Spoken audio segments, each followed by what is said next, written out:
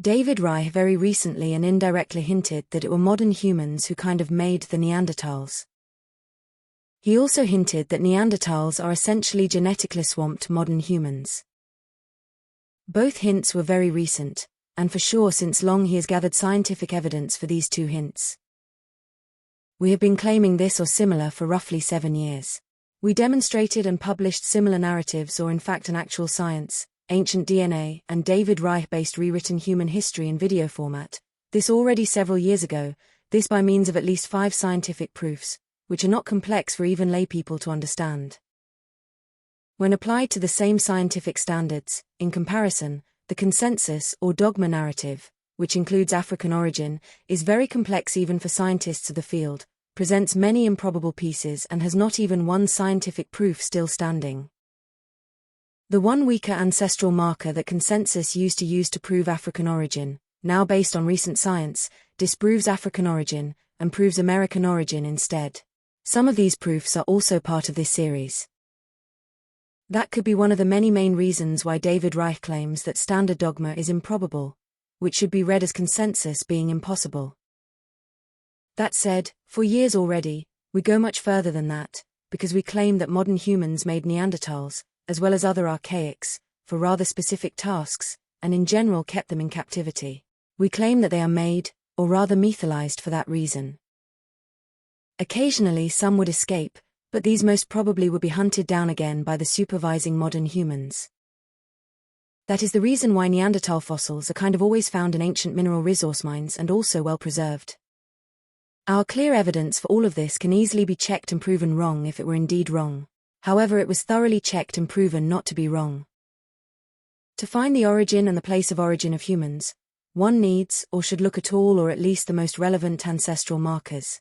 Consensus science never looks at this first-line tool, and in fact systematically avoids it, and occasionally manipulates it.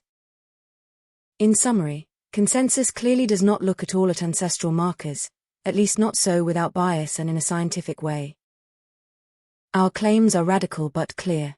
Obviously our by science proven claims can be easily checked by ancestral markers, ancient DNA, by means of extensive statistical research like also 3 population tests as also extensively executed by David Reich.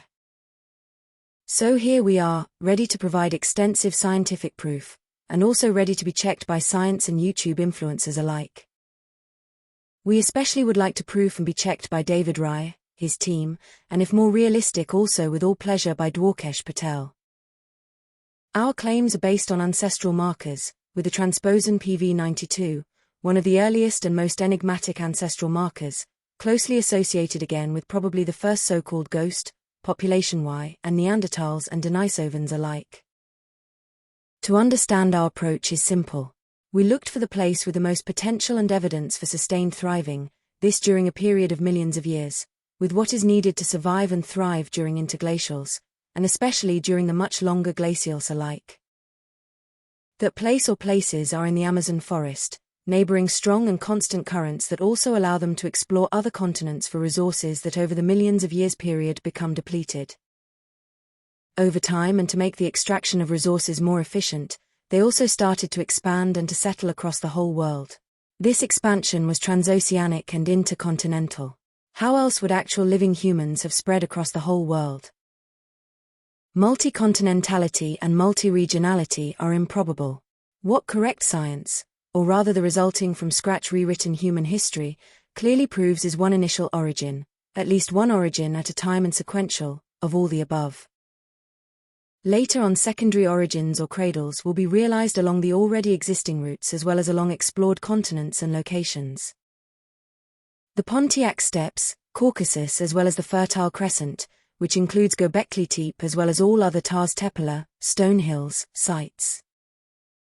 The Tars Tepeler, Stone Hills, are a cluster of over a dozen pre-pottery Neolithic archaeological sites in southeastern Turkey, dating to roughly 10,000 to 12,000 years ago. Being older than Stonehenge and the pyramids, these sites are transforming human history, proving that organized religion and sedentary settlements existed before agriculture. Quite uniquely in the world, these places are exposed to both the Atlantic and the Pacific gyres, and consequently also to the Americas and out of the Americas or American origin. This video is the introduction of a short series. What we will show in this video is the expansion of the first very enigmatic ancestral marker and its associated population over the whole world.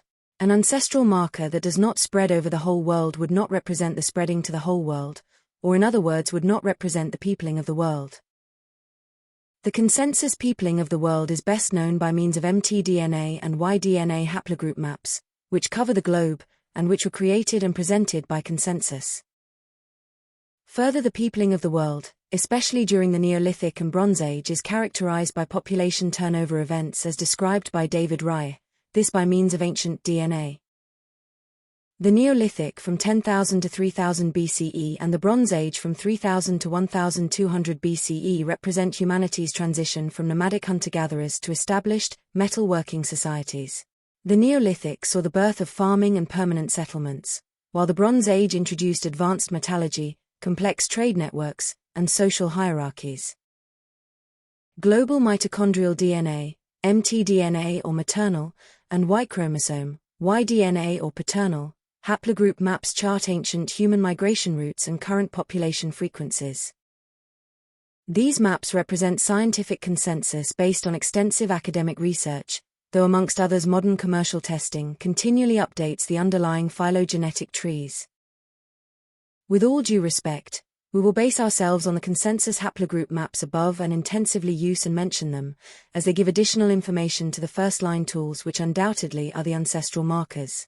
In fact, these consensus maps are very important to us and to you, so that we and you can verify the human history that we have rewritten from scratch, as suggested by David Reich and other scientists over many years. We also made use of available interactive tracking tools. To see where your specific lineage sits on the global map, direct-to-consumer genetic testing companies map individual data against global consensus trees. That said, independently we will map individual data against the info ancestral marker and ancient DNA provided us, instead of solely against global consensus haplogroup trees and migration routes. In this series we will analyze at least one particular result of such a direct-to-consumer genetic testing company. One particular woman actually living in the United Kingdom, provingly originated out of the above-mentioned Amazon Amerindian Surue tribe, and she carries the markers of this tribe, which occupy 2% of a modern human DNA. DNA similar to hers tracks other humans that originated out of the above-mentioned Amazon Amerindian Surue tribe, which exclusively settled in Pacific Ocean islands and on the Atlantic facades of Europe, but not at all to any other places. This proves that the ancestors of all humans migrated to the west as well as to the east across the main oceanic gyres, in other words that they exclusively navigated to locations of their interest, but above all to locations where the main oceanic gyres landed them, and would take them back to the Americas, to the place or region they originated from in South America, and also neighboring or part of the Amazon forest. Altogether, there is no doubt left of where we all humans originated from, as this is proven and confirmed in CHOR by the oldest ancestral markers, haplogroups, blood groups, and finally also the oldest direct-to-consumer genetic testing results. The main scientific facts are revealing the tribe or tribes as small as 1,000 individuals today, including with a history of the haplogroups they took on, after population turnover events. With this precision, we can and will also inform their diets, and what was and still is different with the standard diets across the world, about their health status, including heart and brain health, resistance against degenerative diseases, how they thrived or rather the practices they used, how they reproduced and the offspring they had, and how they solved their challenges in the course of 2 million years or more. What else that we can say for now, is that all the above health-related characteristics were and still are superior, even so without healthcare, to the characteristics of all modern humans in the world. Further, we can say that a modern version of their practices would solve all human challenges as well as threats, and also would make them thrive as never before, since they left their place of origin as well as their original practices.